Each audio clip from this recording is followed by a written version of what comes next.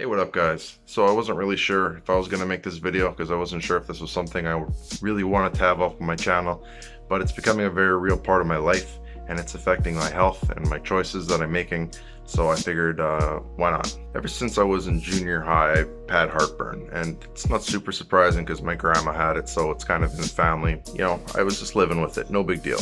At some point, it was getting bad, so I got on some medication. Then I got on stronger medication. Then I got on stronger medication. Now I'm at the strongest medication. At that point, I had to double that, and then I had to double that, and then take another medication on top of that one. So I'm maxing out the charts here. I went to a bunch of different specialists. I just recently got a scope done, which is a super fun experience to do while you're awake, by the way, when someone sticks a camera tube down your throat and into your stomach. So what they found was I have a hernia of the stomach.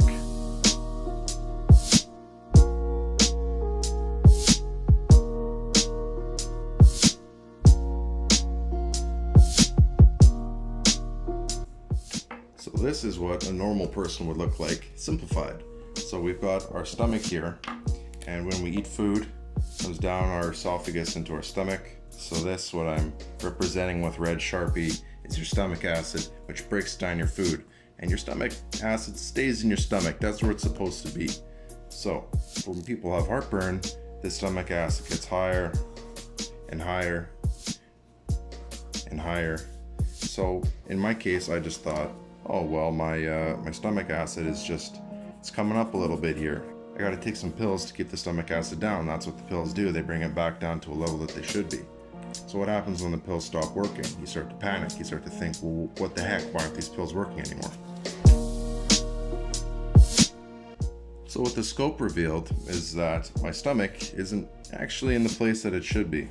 So where there's supposed to be this seal here that keeps the stomach acid in, here's your diaphragm. The diaphragm is you know, it's in charge of breathing, but it also keeps your stomach in place. So my stomach is kind of squishing out like this.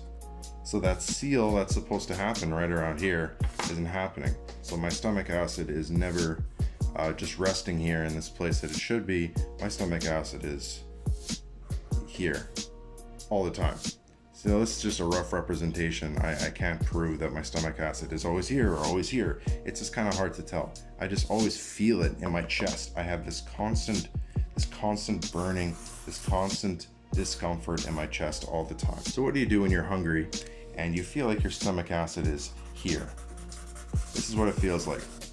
You don't want to eat, right? Because if you start to eat, then what normally would be your full level, hang on, I'll flip back to this other page.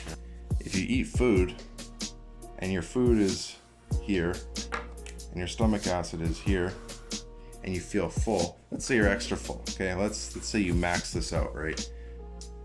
You don't want to eat anymore, right? Your stomach expands and your nerves start to go off and tingle all over the place, which tells you not to eat. But what happens when this feels full before you've had any food? This feels full all the way up to here. I'm getting the same sensation that I shouldn't be eating anymore. Now, it's probably not full of acid all the time, but the discomfort is there. The discomfort of my stomach squishing out of my diaphragm is there, and it makes me not want to eat. So now I'm kind of at the point where I'm skipping meals. I have to wait until late in the afternoon, got to skip breakfast. I can't drink as much water because water fills up the fluid, it fills up the volume faster, which makes me feel horrible. And it's not even like there's certain foods that trigger me more than anything. It's anything, any food. Before I even eat food, I'm triggered. So that's kind of where I'm at now. I was supposed to fly into Winnipeg to meet with a surgeon because I need surgery to get this dealt with, but now that got canceled because of the COVID virus. So I was able to get my surgeon on the phone with me.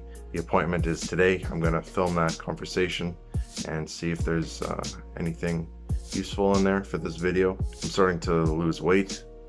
I'm starting to lose strength. And you know, if I'm not eating food, I don't have energy to exercise. It's becoming very hard to stay motivated to exercise. So I'm just trying to do the basics, you know, body weight stuff. But at this point, I'm at a point where I'm just trying to eat foods that make me feel okay. I'm trying to exercise when I feel up to it. But at this point, I'm just trying to weather the storm until I can get the surgery. So we'll see today when that surgery will be, hopefully, and what my plan will be coming from there. So I'll talk to you guys after this phone call. Ted had asked me to see you about heartburn. Right. And possibly doing surgery to help you with that. Well, it certainly sounds like you have what we would call classic acid reflux disease. You know, surgery does work well for that. There's a couple tests I'd want to do before proceeding to surgery. It sounds like what's going to happen is that'll confirm the diagnosis. It's pretty successful. It's about 85% successful over the long term for controlling acid reflux symptoms like regurgitation, burning, acid, and most people are able to go off of the medications completely. If that makes sense, what I would do is put you on the wait list for surgery, send you for the pH manometry, and then I'd like to see you in the clinic in person, because it's sort of weird to me to schedule surgery for someone that I haven't actually met face to face. Yeah. So once the whole COVID situation settled down, then we'd set up just a short clinic visit just to kind of go over things again. All right, just got off the phone with the surgeon, and looks like COVID or not, I'm on a wait list. So I'm just going to be learning to live with this for an even longer amount of time. But I'm just going to try and do what makes me feel good. I'm going to try and eat what makes me feel good.